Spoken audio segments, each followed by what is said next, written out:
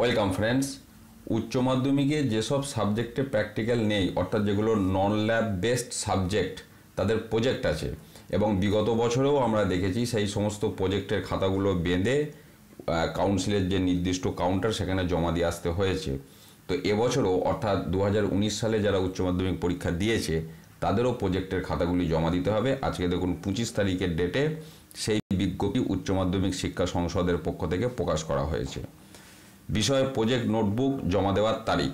এত দ্বারা সকল বিদ্যায়তনের প্রধানকে জানানো যাচ্ছে যে এবছরের অর্থাৎ 2019 সালের উচ্চ মাধ্যমিক পরীক্ষার্থীদের শুধুমাত্র নন ল্যাব সাবজেক্টের প্রজেক্ট নোটবুকগুলি বিগত বছরগুলির মতো আগামী 28 ও 29 মার্চ 2019 তারিখে নির্দিষ্ট কালেকশন সেন্টারে অতি অবশ্যই জমা দিতে হবে।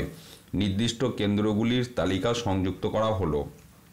অর্থাৎ প্রজেক্টের খাতাগুলো জমা দেওয়ার দুদিন ডেট দেওয়া হয়েছে, 28 ও 29 মার্চ, এবং কাউন্টারের নাম তলায় আছে, আমি দেখাচ্ছি। উপরিউক্ত দুটি নির্দিষ্ট দিনের মধ্যে জমা দিতে না পারলে উপযুক্ত ও যুক্তিগ্রাহ্য কারণ ব্যতীত সংসদ ডিফল্টার বিদ্যায়তনগুলির বিরুদ্ধে যথাযথ ও উপযুক্ত ব্যবস্থা নেবে। অর্থাৎ যেটা এক কথায় দাঁড়ালো, 28 ও 29 মার্চ জমা দিতে না পারলে কিন্তু বিদ্যালয়গুলোর এগেনস্টে স্টেপ নেবে, যদি না উপযুক্ত কারণ তারা দর্শাতে পারে।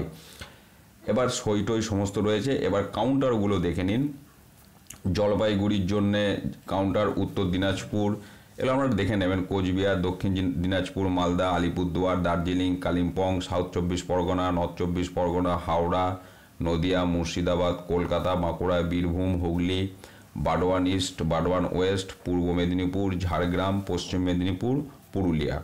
তো এই সমস্ত ডিস্ট্রিক্টের জন্য যে সংশ্লিষ্ট কাউন্টার, সেই কাউন্টারের নাম দিয়ে দেওয়া হয়েছে সেখানে। তাহলে ওই যে দুদিন, সেই দুদিনে সমস্ত প্রজেক্টের খাতা উচ্চ মাধ্যমিক 2019 ক্যান্ডিডেটদের সব ভালো করে বেঁধে টেঁধে যেমনভাবে বিগত বছরে জমা দেওয়া হয়েছে সেইভাবে 28 আর 29 মার্চ, যেটা এখানে ডেট উল্লেখ করা হয়েছে, এই দুই দিন কিন্তু সমস্ত খাতাগুলি নিয়ে যেয়ে জমা দিয়ে আসতে হবে, প্রজেক্টের খাতাগুলো।